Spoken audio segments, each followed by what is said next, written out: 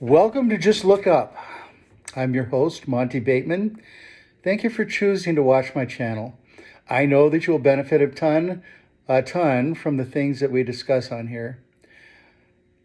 You know, when we die, we will be wrapped in a blanket of constant and never-ending love, a feeling of God's love as we've never, ever experienced in our mortal lives. When we come to this earth, our body acts as a filter to make it more difficult to feel and experience love. That doesn't mean that it's impossible. God just wants us to try to overcome the inertia of that filter and learn how to express and feel love more deeply. We can feel love every time we perform acts of kindness and or service. Perhaps you've heard the adage, you love whom you serve. That is true. I've experienced it for myself.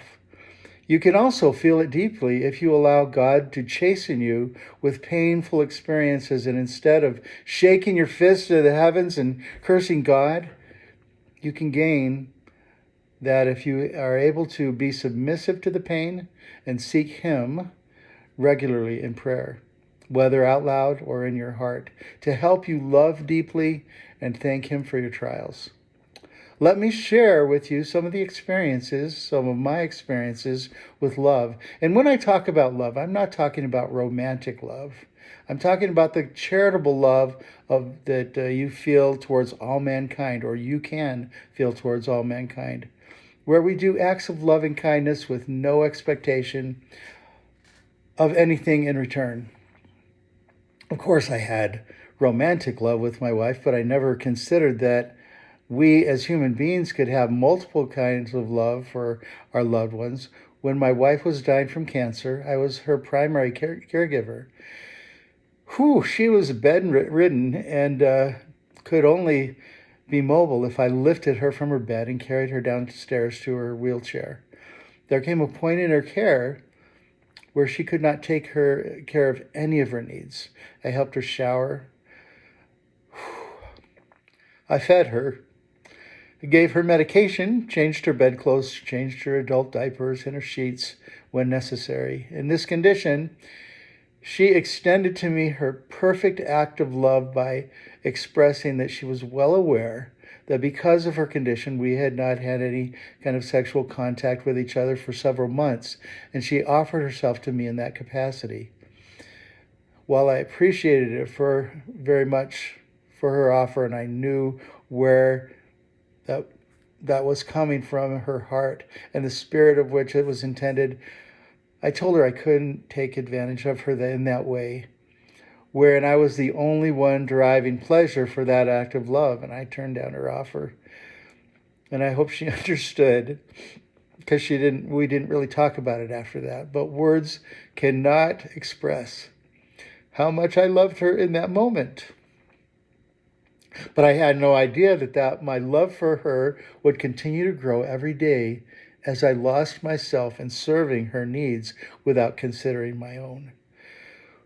One evening, after feeding and changing her and administering her suppositories — she couldn't keep any medicine down taken orally — she looked at me with the tears in his eyes and said, "Honey, I am so sorry that you have to do all of these unpleasant tasks to take care of me.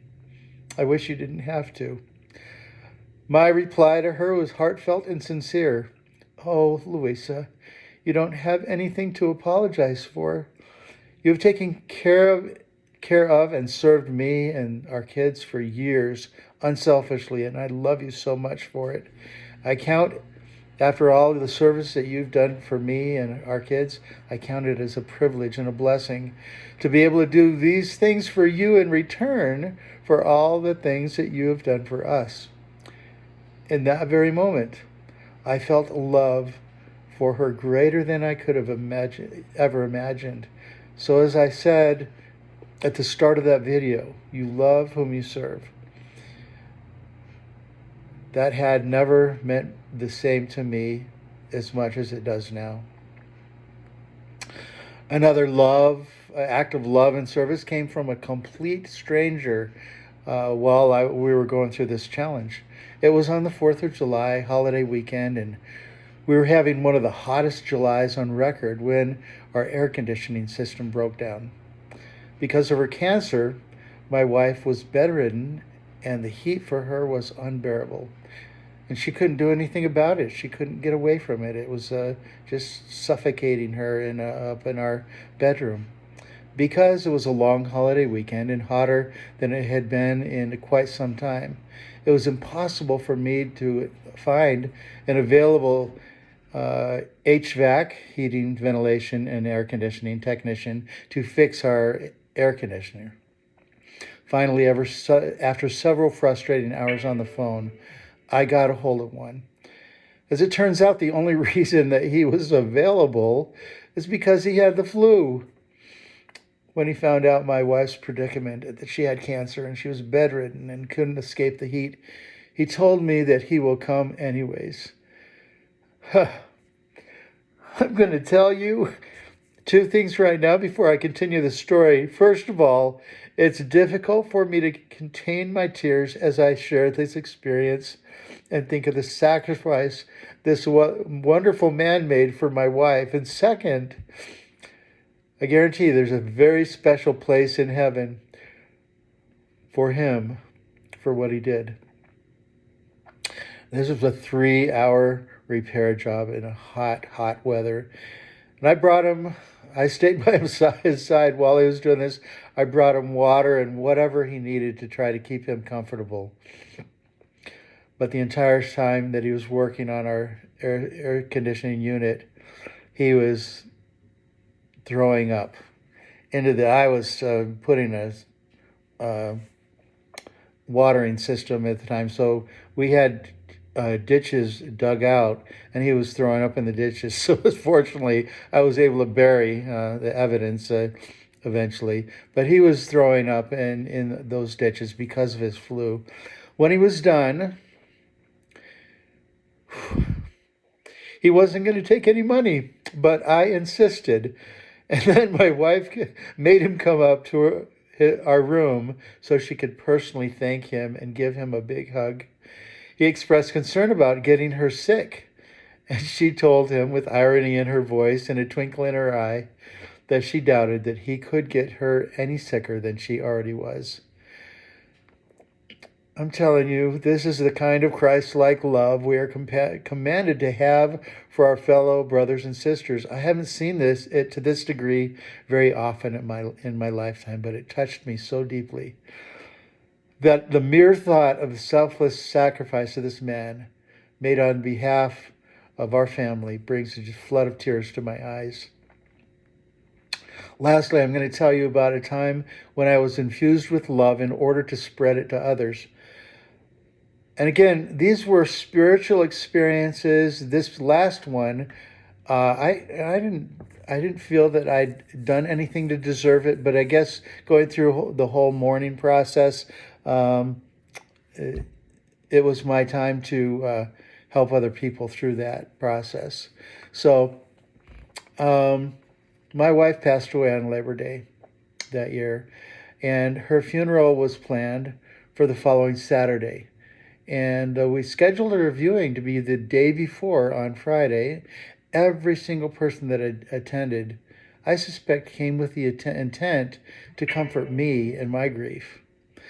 But an interesting thing happened to me when I arrived at the funeral home where her open casket was, there for all to say their goodbyes to her. She was loved and adored by so many because she was such a sweet person. There was many more people at the viewing than I expected, and I felt a huge wave of intense love enter into my being. Each person that approached me to hug me and offer me comfort was surprised to find me comforting them.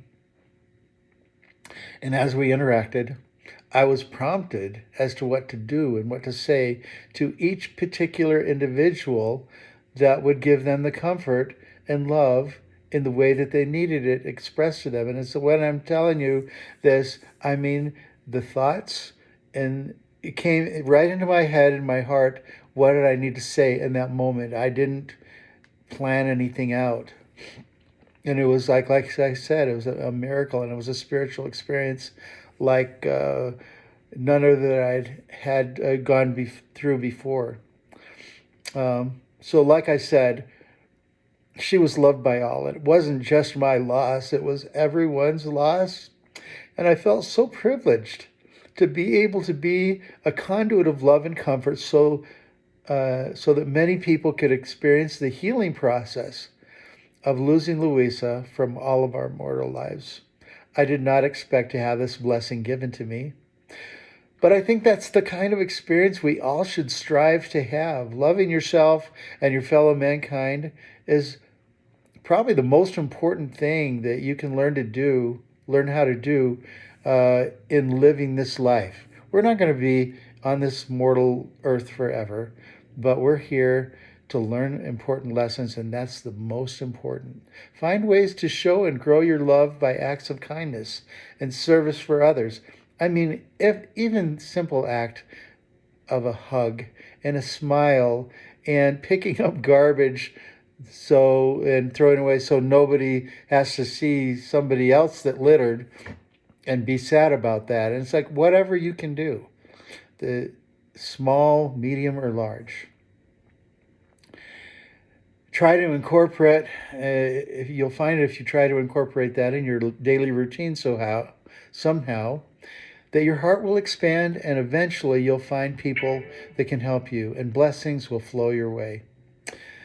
And I'm glad that I had an opportunity to share this with you, and please find ways to apply it. And if you want to know more about these kinds of things, go ahead and purchase the book that I have, Prepare Yourself for What Comes Next, available on Kindle, Amazon Kindle, and soon to be released through Barnes & Noble in hard copy. So anyways, I leave that with you, and it's like, and I'm telling you, I know that we haven't met in person, but the things that I'm talking to you about and sharing, I want you to know I love you all. And I feel the openness and the attitude of learning you have as you listen to these. And I'm grateful that I have the opportunity to present this material. And for those of you who are ready to apply it, go change the world. All right, and I'll talk to you soon. Take care. Bye.